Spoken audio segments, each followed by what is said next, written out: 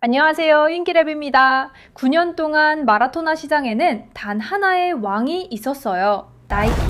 그런데 지난주에 그 왕좌가 무너졌습니다.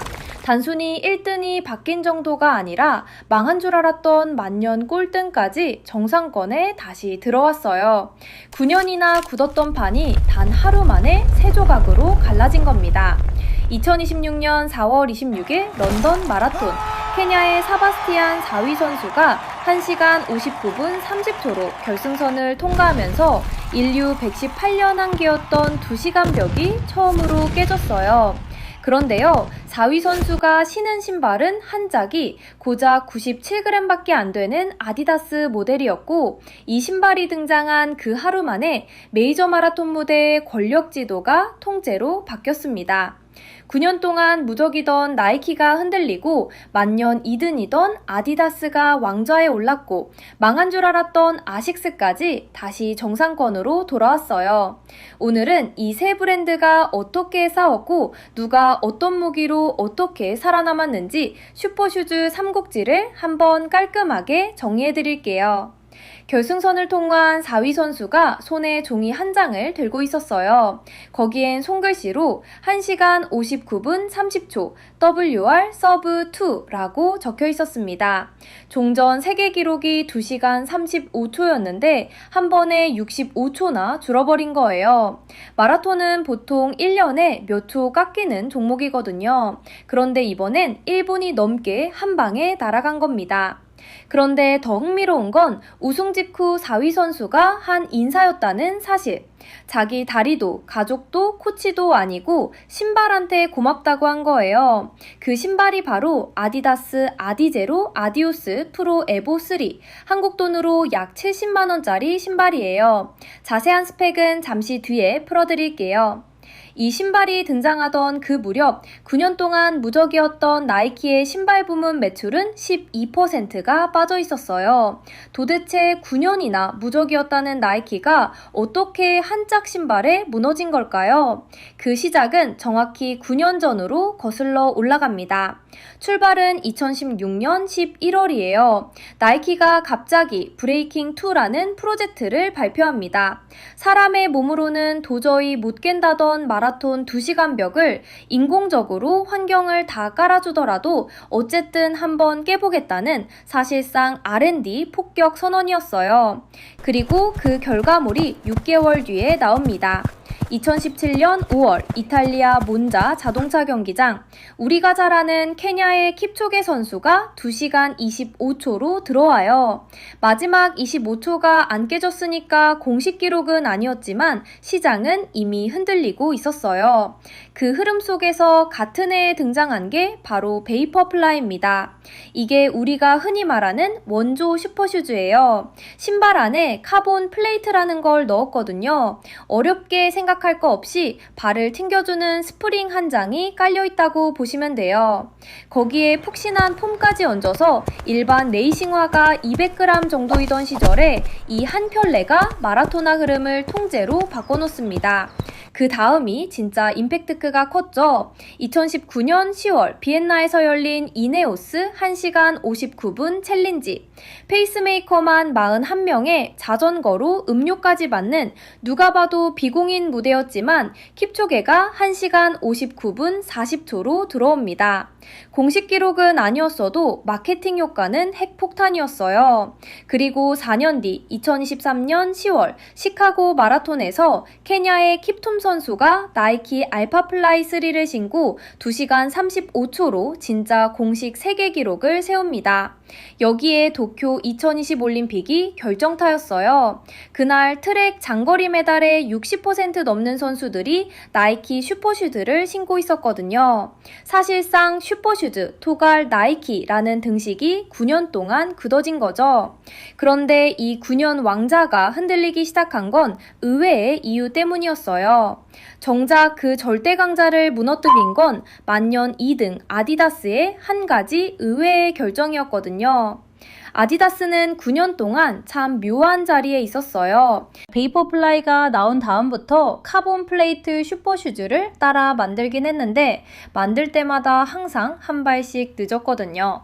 메이저 대회 포디엄 사진을 찍으면 늘 나이키 신발 옆에 아디다스가 2등으로 서 있는 그림이 반복됐어요. 그러다 아디다스가 어느 순간 발상을 바꿉니다. 카본 플레이트 자체로는 나이키를 못 이긴다. 그러면 우리는 아예 다른 축으로 가자. 그 다른 축이 바로 무게였어요. 이게 왜 무서운 결정이냐면요. 일반 레이싱화가 보통 한 짝 200g 정도예요. 그동안 슈퍼슈즈도 가벼워졌다고 해도 140g 대였거든요. 그런데 아디다스가 이번에 들고 나온 에보3는 한 짝이 97g입니다. 인류 최초로 100g 벽을 깬 슈퍼슈즈예요. 손바닥에 올려놓으면 계란 2개 무게밖에 안 돼요. 카본 플레이트가 발을 튕겨주는 스프링이라면 아디다스는 신발 자체를 깃털 한 장으로 만들어버린 셈이에요. 이걸 어떻게 만들었냐면 라이트 스트라이크 프로 에보라는 신소재 폼을 새로 깔았는데 이게 이전 버전 대비 무게가 절반으로 줄었어요. 그리고 우리가 보통 신발 바닥에 까는 두꺼운 고무 아웃솔을 통째로 드러냈고 대신 가장 갈기 쉬운 자리에만 컨티넨탈 타이어 고무를 얇게 패치처럼 붙였습니다. 거기에 카본 인퓨즈드 에너지림이라는 강성 부품으로 형태를 잡았고요. 한마디로 필요 없는 건 다 떼버린 신발이에요.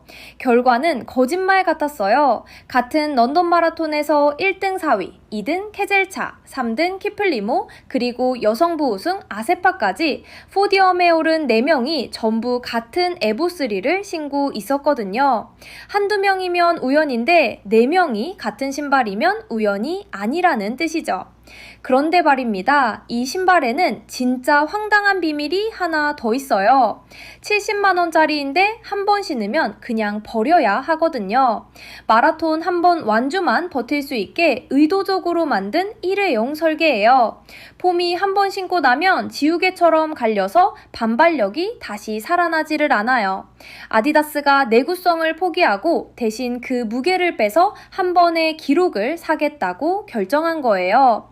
그러니까 70만원짜리 일회용 종이컵 같은 신발인 셈인데 시장은 더 미쳤어요. 4월 28일에 한정판 200켤레가 풀리자 2분 만에 전부 매진됐고 리세일 시장에서는 한 짝에 700만원까지 부르고 있어요. 9년왕 나이키가 흔들리고 만년 2등 아디다스가 왕좌에 올랐어요. 그러면 나머지 자리, 그러니까 3등 자리는 누가 차지했을까요? 답은 8년 전에 아예 망했다고 평가받았던 그 브랜드, 아식스입니다. 2018년에 아식스는 한 해에만 약 203억엔, 하나로 약 2천억 원 순손실을 봤어요. 슈퍼슈즈 흐름에 늦게 반응하다가 젤카노 같은 보수적인 스테디셀러에만 매달리면서 장세를 통째로 놓친 거죠.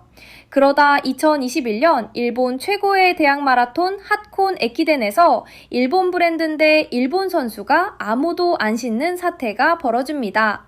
아식스 착용률이 정확히 0%였어요. 같은 해 같은 대회에서 나이키는 95.7%였으니 사실상 한 회사가 시장에서 지워진 수준이었던 거예요. 이 바닥에서 아식스가 꺼낸 카드가 좀 의외였어요. 카본을 더 잘 쓰겠다, 폼을 더 좋게 만들겠다 같은 모방이 아니라 러너들 발 데이터를 처음부터 다시 분석한 C 프로젝트를 시작한 거예요. 그리고 흥미로운 사실 하나를 찾아내요. 사람들이 뛰는 방식이 크게 두 가지로 갈린다는 거였죠. 보폭을 크게 가는 스트라이드 러너, 박자를 빠르게 가져가는 케이던스 러너. 그동안 슈퍼슈즈는 다 한 가지 디자인으로만 만들어져 있었거든요.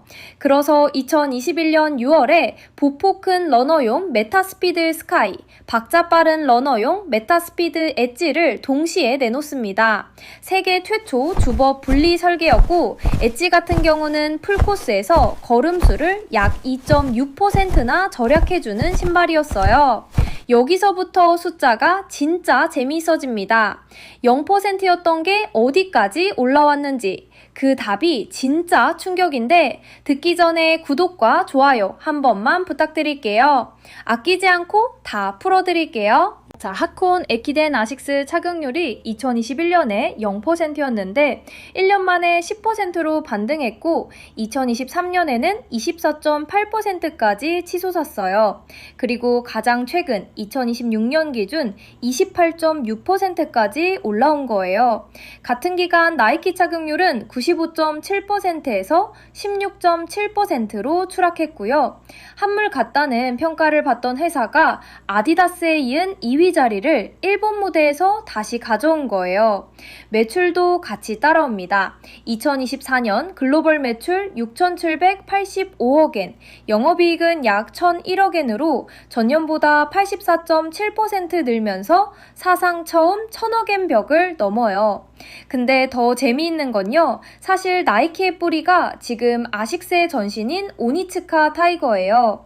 1964년에 필라이트가 오니츠카 타이거 미국 독점 판매권으로 회사를 차렸고 그게 나중에 나이키가 됩니다. 60년 넘게 흘러서 결국 그 뿌리 쪽이 나이키 발목을 잡은 셈인 거죠. 그런데 이 9년 만에 권력 이동 뒤에는 마냥 통쾌하게만 박수치기 어려운 그늘도 같이 따라왔어요. 먼저 일회용. 한 짝에 70만원짜리 신발이 마라톤 한 번 뛰면 그냥 쓰레기가 돼요. 한정판 200켤레만 풀려서 리세일 시장에선 한 짝 700만원에 거래되는 게 자본주의의 효율인지 비효율인지 한 번쯤 멈춰서 따져볼 만하죠. 두 번째는 기술 도핑 논란이에요. 월드 애슬레틱스가 2020년에 도로용 신발 밑창은 40mm까지, 강성 플레이트는 한 켤레당 1개까지로 못을 박았어요. 사실상 슈퍼슈즈를 합법으로 인정해준 거죠. BBC 보도에 따르면 베이퍼플라이 라인이 평균 4%의 러닝 이코노미 향상을 만들어낸다고 해요. 같은 거리를 같은 힘으로 4% 더 빨리 갈 수 있다는 뜻이니까 이게 사람의 기록인가 신발의 기록인가 논쟁은 9년째 끝나지 않고 있습니다. 세 번째는 안전입니다. 2019년 듀크와 노스캐롤라이나 농구 경기에서 자이언 윌리엄슨이 시작 33초 만에 나이키 피지 2.5 밑창이 터지면서 무릎을 다쳤어요. 그날 하루에 나이키 시가총액이 1억 1천만 달러, 한화 약 1,500억 원이 증발했습니다. 매출 손실이 아니라 시장 가치가 그만큼 빠진 겁니다. 슈퍼슈즈 기술이 한계까지 가면 신발이 깨질 수도 있다는 신호였죠. 마지막은 그 자리에 없는 한 사람. 종전 세계 기록 보유자였던 케냐의 켈빈 킵툼은 2024년 2월 차량 사고로 24세에 세상을 떠났어요. 그가 살아있었다면 이 1시간 59분 30초보다 더 빨랐을 거다라는 추정이 지금도 댓글마다 등장하는 이유입니다. 그러면 이 모든 일이 마라톤 안 뛰는 우리에게는 무슨 상관일까요? 사실 한국 입장에서는 남일이 아니에요. 지금 한국은 러닝이 폭발하는 중이거든요. 2024년 한 해 동안 한국에서 열린 마라톤 대회만 254회, 누적 참가자가 100만 명을 넘었어요. 2020년에는 19회였으니까 4년 만에 13배가 된 거예요. 러닝 인구는 약 1,000만 명 정도로 추정되는데 2015년 대비 약 2배예요. 러닝 전문 매장, 카드 결제액은 최근 2년 사이에 216%나 늘었고요. 이걸 주도하는 게 30대예요. 그런데 일반 매장에 풀리는 건 한 짝에 700만 원 가는 한정판이 아니라 양산형이에요. 베이퍼플라이는 이미 양산판이 깔려 있고 아디다스는 가을 베를린 마라톤 시즌, 그러니까 2026년 9월에 맞춰서 에보3 양산 모델을 풀 예정이에요. 아식스는 메타스피드 스카이랑 엣지가 진작에 일반 매장 라인업으로 들어와 있고요. 100만 명이 신발을 고르는 한국 시장의 규칙이 지금 런던에서 일어난 권력 이동을 따라서 같이 흔들리고 있는 거예요. 진짜 결판은 이번 가을에 나요. 9월 베를린, 10월 시카고, 11월 뉴욕. 가을 메이저 3연전이 다음 전장이에요. 특히 시카고는 킵툼이 마지막 세계 기록을 세웠던 나이키의 홈 무대거든요. 9년왕 나이키가 시카고에서 반격에 성공할지 아니면 아디다스가 베를린에서 굳혀버리고 아식스가 더 치고 올라올지 가을 시즌이 끝나봐야 진짜 왕이 누군지가 보일 거예요. 정리하면 이래요. 난 하루에 1시간 59분 30초가 9년 묵은 메이저 마라톤 무대의 권력 지도를 세 조각으로 갈라놨어요. 신발이 사람을 우승시킨 게 아니라 사람과 기술이 만난 사건이었던 거고요. 지금 보이는 왕자는 가짜예요. 진짜 승자는 이번 가을에 이 사건이 만든 브랜드 자산을 누가 끌고 가느냐로 결정될 거예요. 그래서 여러분께 한 표만 받아볼게요. 여러분이 이번 가을에 마라톤 한 번을 뛴다면 손에 잡을 신발은 9년 왕이었던 나이키일까요? 아니면 9년 만에 왕자를 빼앗은 아디다스일까요? 댓글로 한 표 남겨주세요. 가을 시즌 끝나고 결과 영상에서 여러분이 누굴 골랐는지 같이 확인해봐요. 오늘 영상 재미있게 보셨다면 좋아요 한번 눌러주시고 이런 시장 이야기 계속 보고 싶으시면 구독도 부탁드려요. 끝까지 함께 해주셔서 감사합니다.